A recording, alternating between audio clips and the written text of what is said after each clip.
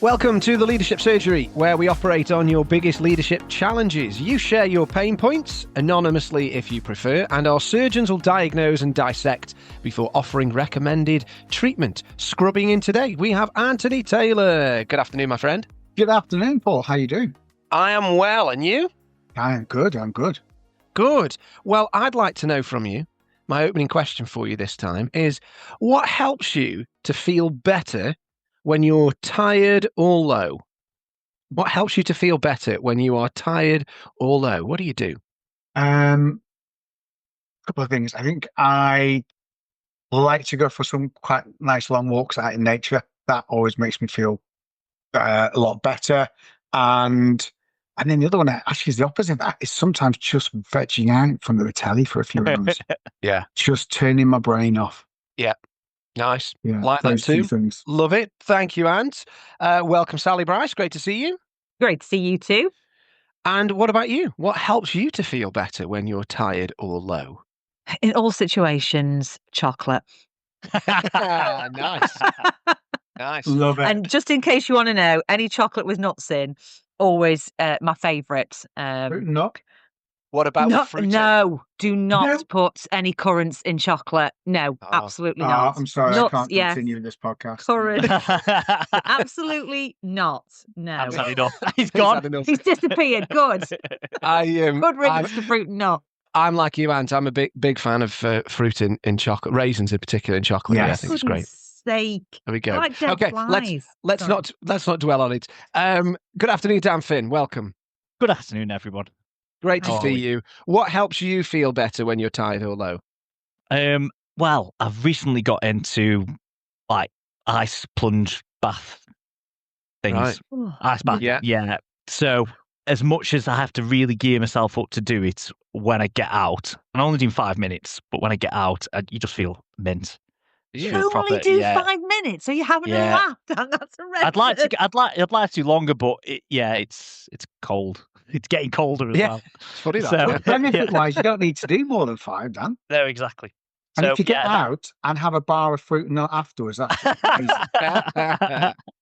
Or not. Excellent. yeah. My go on, Dan. I Sorry. just think it's very invigorating. I Yeah, feel much better afterwards. I do feel like I need to jump on the bandwagon and give that a go at some point. What helps me feel better when I'm tired or low? 2 things: cup of tea and a chat. That's my thing. A Nice. good cup of tea and a chin wag with somebody, particularly anyone that's willing to listen to my moanings and groanings. But yeah, I think that'd be great for me. Great question, that, courtesy of the Limitless Conversations pack, created by the one and only Sally Bryce. So strongly recommend this deck of cards, which Sally has created, Limitless Conversations, helping us to have better conversations by, there's some visuals in there too, but there's also plenty of great and simple questions like that one, which I think is a great way of just kicking off conversation and encouraging the juices to flow as we chinwag away. So And recommend if it. you're ever going to buy Ant a present, not fruit and nut. yeah. Don't buy me fruit and nut. Just don't Oh, buy sorry, fruit Sally. and nut. Fruit and nut. Sorry. Yeah. Yeah. I'll Okay. swap you, chocolate and nuts for one of my packs. If anybody wants to stop me for chocolate, I'll do a swapsy. There you go. You heard it first. That could go really left field. Let's get into our patient's issue today. Laying this on our operating table. They say, hello, Sally, Dan, Anthony, and Paul. Hello. Recently, I've been reflecting on the times when I've messed up as a leader, times when I've misjudged situations, handled conversations badly, or broken trust, albeit unintentionally. I've learned a lot from these experiences, and I know they've helped to shape me into who I am today. But should I be sharing them? My query is whether I might be sharing too much to the extent that people lose confidence in me, but then I also wonder whether I might be missing a chance to build trust and show my true self. How can I use my past mistakes to encourage others and be an appropriate role model? Thank you, Jack. Well, thank you, Jack. This is an interesting one, this, around sharing past mistakes. I suppose Jack's conundrum here is all about where's the line. You know, is there some sort of boundary that you are not supposed to cross, or a boundary that you definitely should cross, even in order to help others? I suppose, particularly those you lead, but even those who are peers, you might say as well, to understand something about your failings, your shortcomings, historically. So, what's striking us about this? Sally? Do you want to kick us off? What are you thinking about this? I suppose I was thinking as you're talking, I was kind of just going through my head. Yes, of course you should. Of course you should share. It's kind of great to share, and it's really important for leaders to be honest and open. But then, kind of the other part went with, yeah, that's probably Sally at 49, who kind of is a bit longer in the tooth, who maybe has had a lot more experience, and therefore feels more confident saying things didn't go well.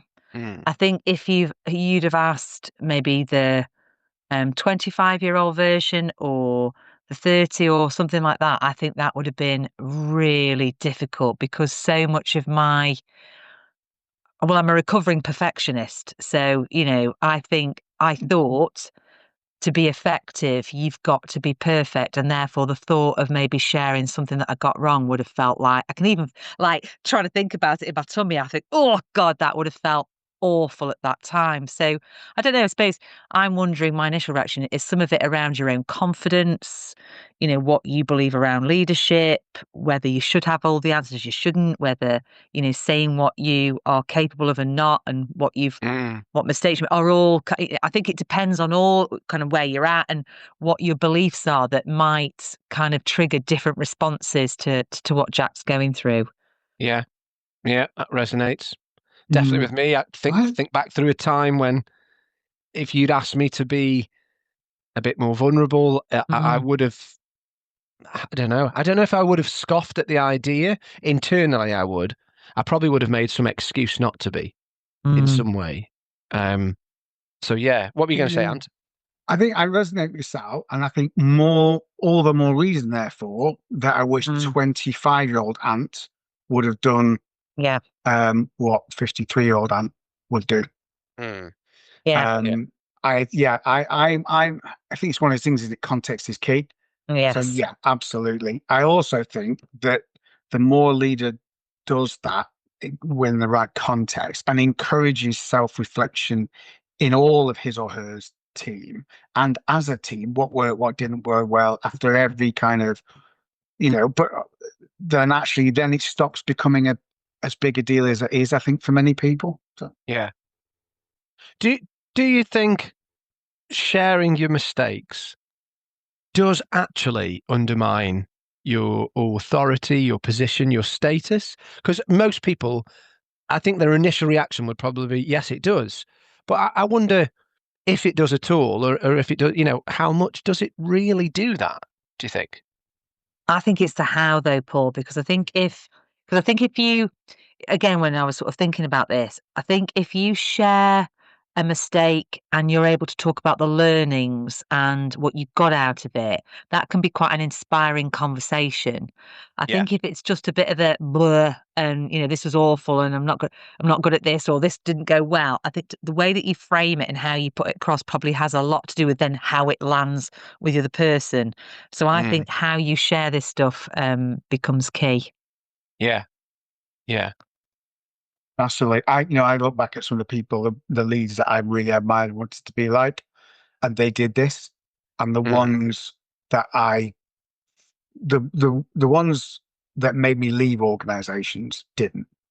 Yeah. Because they refused to show any kind of weakness or failure, even in the face of when it was blinding, bloody obvious that they cocked up, they would just deny it to the end. And then you just think, I've got absolutely zero respect for you. Yeah. It's funny that, isn't it? Because they do that with the impression, the understanding that I will gain credibility if I don't show the weakness, when the reality is more often than not, particularly as you said, Sally, if you share it with and this is what I've learned from it, people give you more credibility when you do that rather than suppress it and pretend it's not there at all. Really. Well, I think it makes you more human. Because, going back to what I said about perfectionism, I think that can be really intimidating. And actually, showing that you've got flaws and, you haven't always got it right, I think is actually the more inspiring thing to do.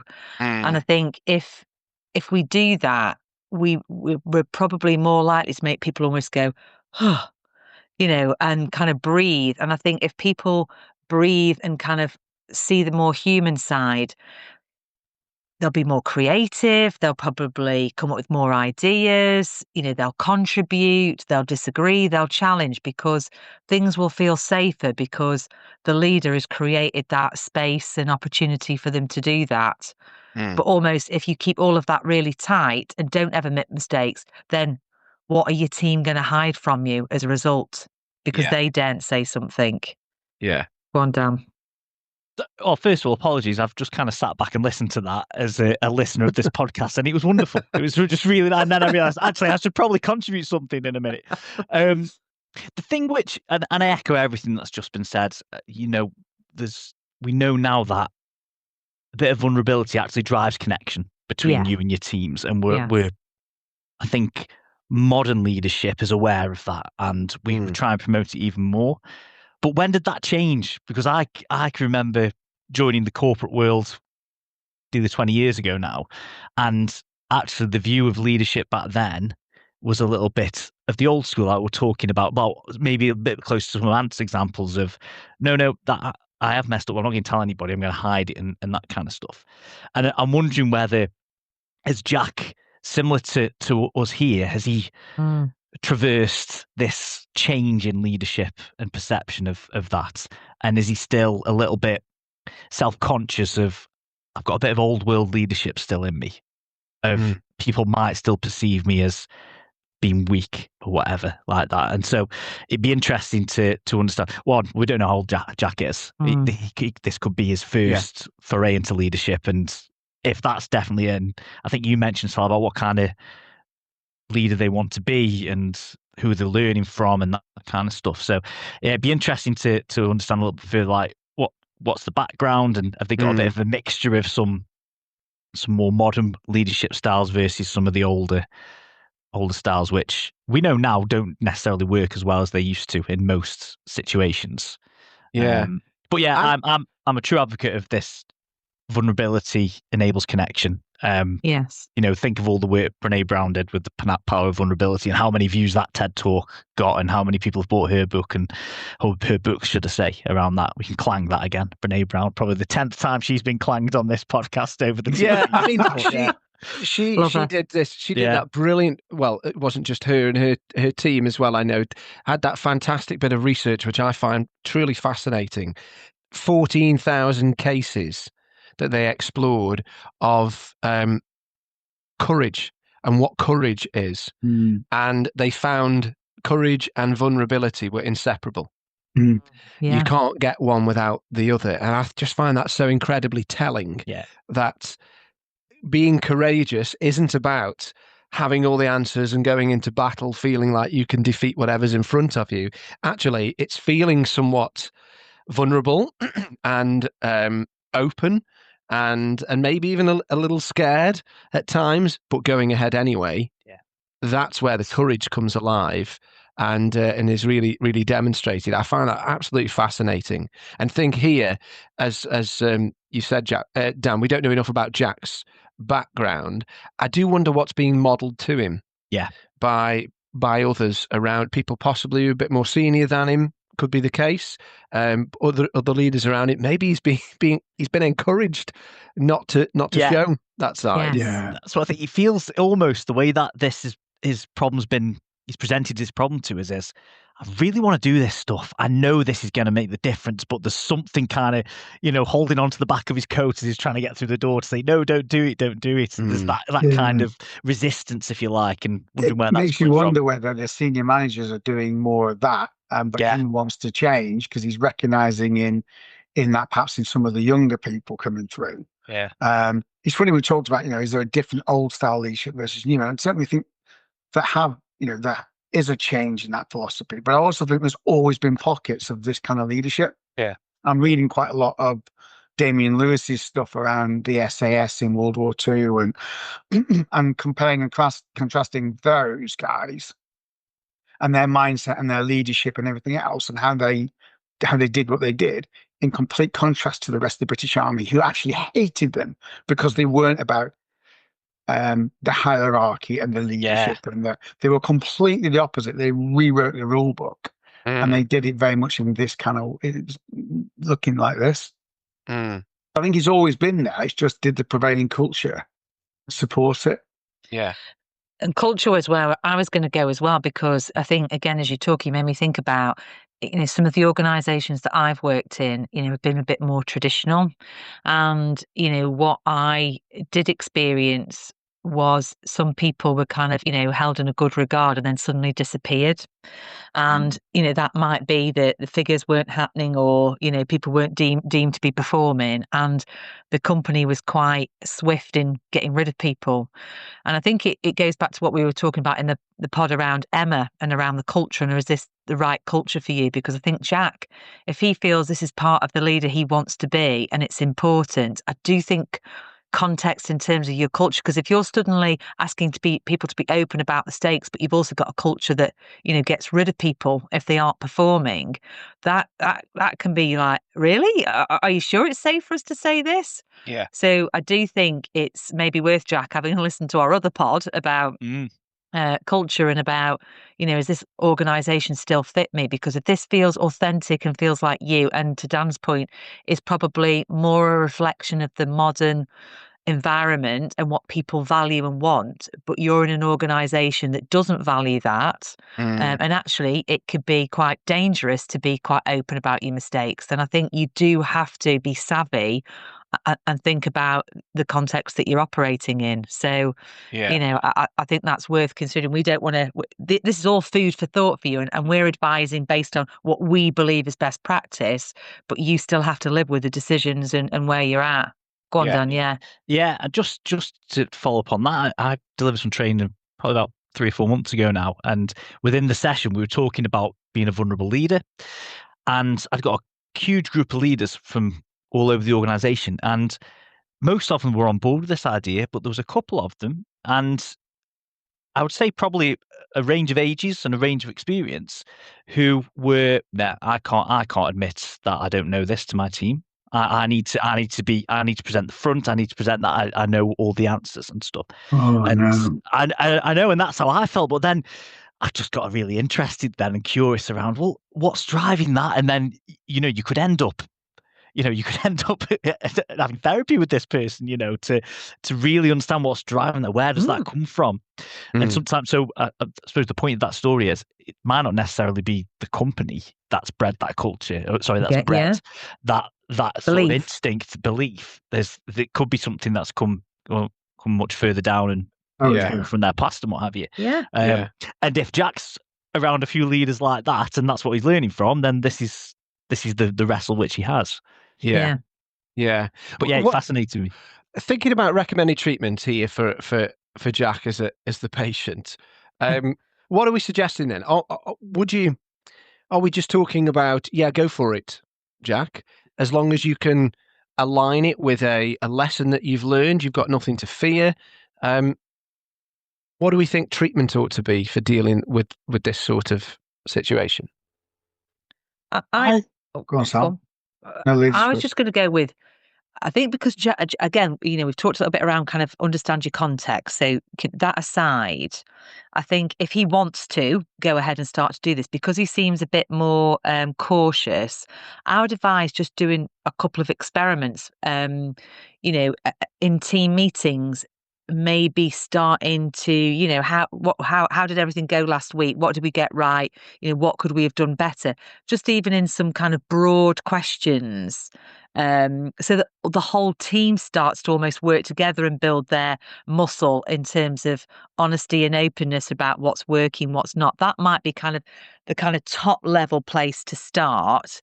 And then you could, if someone over a few weeks shares a specific example, you can kind of pull it out and then get people to, okay, well, if you were faced with, Sally's issue, how would we do that differently in the future? So just some of those kind of baby steps, I would put them as, in terms of broad questions to help. And do that reflection for yourself, I think, as well. So before you go Good into doing it points. with the team, Yeah. take a couple of minutes to look at what didn't go brilliantly for me last week. Yeah. And if you can put your finger on something that says, I wish I'd done this differently because I know that this would be the outcome if I could. So next time, here's what I'm going to do. You can share that with the team.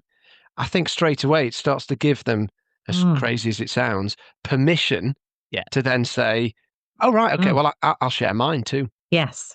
Yeah. I think another way to approach it is almost from like a mentor point of view. So you almost move away from the line manager, leader kind of view and more of a mentor. And when you notice that somebody's going through something which you've got experience of, you share that experience with it and where your failings and learnings were through that. So I know that's probably a bit more on a one-to-one basis, but that then opens up and shows a bit of vulnerability as well. But also you're helping that person because you're helping them get through the experience based on how you did it and did it quite go to plan, what you learned from it and what you think you'd try differently from that point of view. So you've got that angle with it as well, which is more on a more one-to-one basis. But if you do that with all your team, then that starts changing things a little bit as well.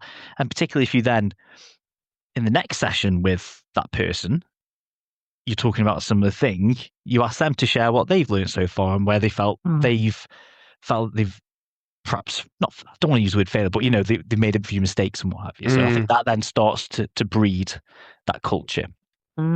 Yeah. I think listen to his gut. I think the more that he doesn't do this, if his gut's telling him he wants to do this and he should do this, then do it. Because if he doesn't and he suppresses it, I feel like we don't know where he is in terms of his age or his career. But if he starts hiding some of that's important to him, it's going to cause him an issue. I think in terms of it just starts eroding it. Actually, do I fit here? And so I would say go for it. Yeah. Absolutely. And I think start small, right?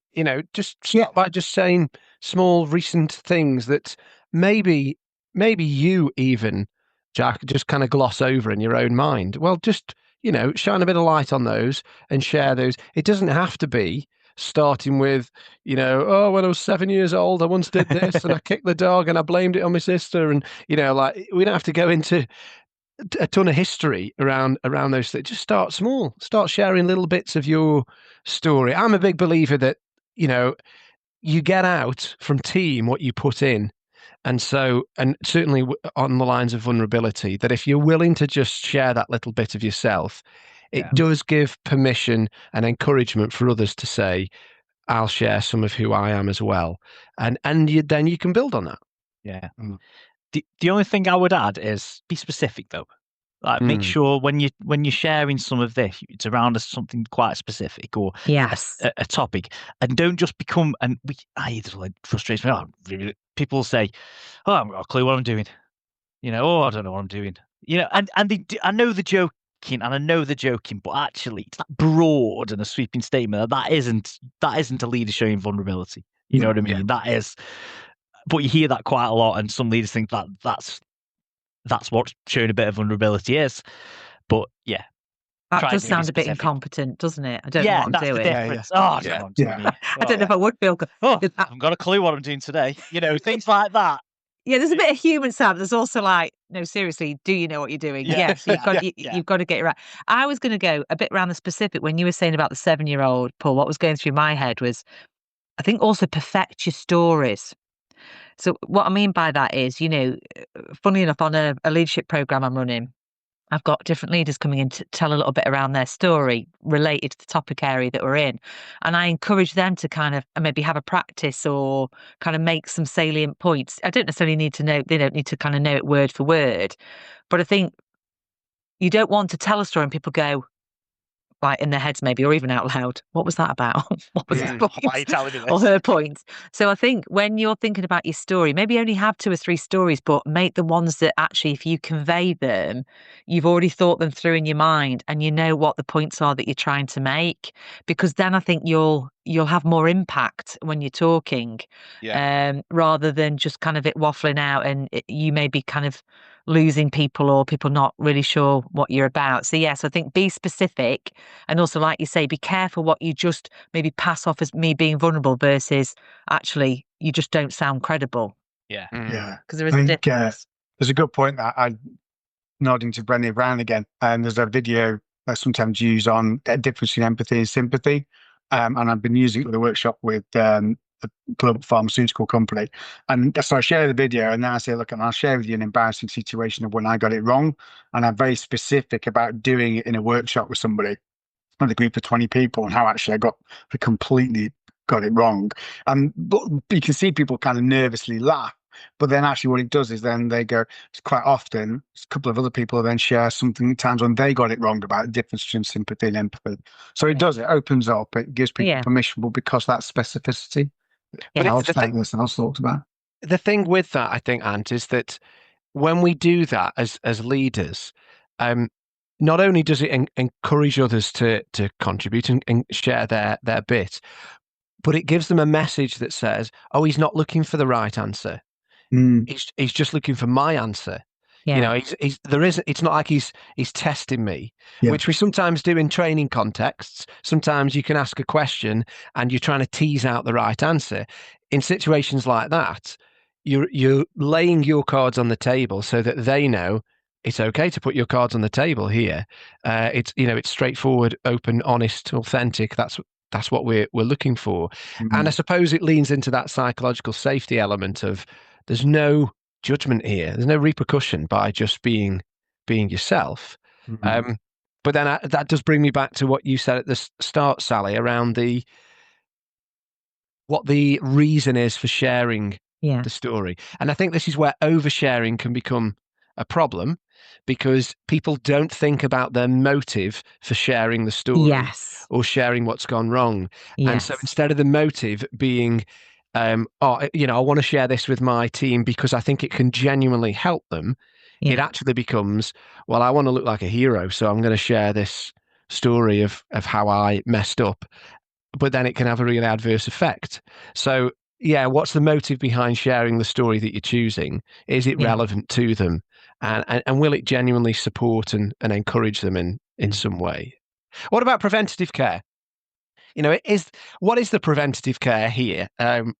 I mean, as I say that, I'm thinking, don't really know what it is, because I'm starting to think that as well. It does feel a little bit. It does feel a bit sort of, well, either do it or don't, doesn't it? It's you can't prevent yourself making mistakes either. That's where my head went. It's like that's the whole point. Like, what's the step before? And I don't know. Not sure on this one. What's the preventative? I think there may be something around. I don't know. One thing I wrote down when Jack first presented his thing was self-confidence. I think we mentioned it as well. Is there something preventative where Jack can work on his self-confidence a little bit, so he doesn't feel this pressure, if you like, to be vulnerable or not to be vulnerable? It's probably a better way to put it. So is there something he can do just to work on that a little bit and almost be kind to himself with those that he's made those mistakes, and it's okay to share them? So maybe something around there, and just getting comfortable in himself a little bit. But I'm out of ideas after that, to be honest. I think we've touched on it. I think it's already. I think it's normalizing mistakes in the team setting. I think it's maybe Sal's suggestion. Actually, just in the regular team meetings, what's worked, what didn't work, who's got a mistake this week, they're happy to share about it, just so it doesn't become.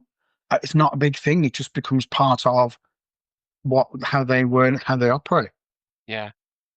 Where I'm going in my head with the preventative, maybe the preventative is before you get to this stage of what you share. But like I said, make sure you're in the right context. Go and listen to the pod before about Emma and, your culture and am I in the right job? And I think the preventative is if your context is right and this is the right way to take the culture and you've got that belief, and you've done some work on yourself, to Dan's point, so you feel clear about how you feel about kind of sharing this stuff. That's probably the preventative bit that I think would be helpful. The steps before is probably the most appropriate way to term it. I was just thinking as well from a team perspective. I was just remembering Amy Edmondson's book she released quite recently, Right Kind of Wrong, where she talks about those 3 different types of failure that you can have. Complex failure, where there's multi-cause failures that lead to harmful breakdown. That's one major one, a complex failure. She then talks about basic failure, where they're like mistakes, blips, slips, which are usually preventable, but you can still learn things from. And then there's also intelligent failure, where you make mistakes and they lead to innovation, they lead to new findings and that sort of thing. And I think, again, just going through well, what is the mistake that I've made?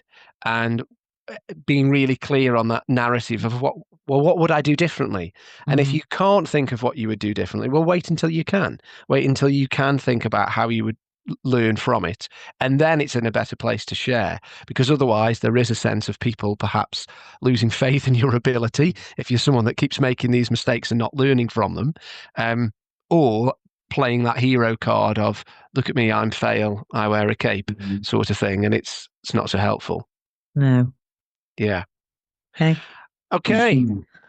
Great. Thank you, Jack. Really interesting conversation again. I really enjoyed that as a thing to discuss, and I hope it's been helpful to you. Thanks everyone for pitching in. To everybody, please do like and subscribe. Tell your friends. We'd love to gain more listeners and viewpoints from people, perspectives. You can comment on the different platforms on which you listen to your podcast and let us know what's been most helpful to you. And as always, if you have a pain point that you'd like us to dissect and diagnose, lay it on the operating table by emailing TheLeadershipSurgery@gmail.com. We would love to hear from you. Thanks, everybody. Thank you ever so much for your time and input. We'll speak again very soon. Take care, all.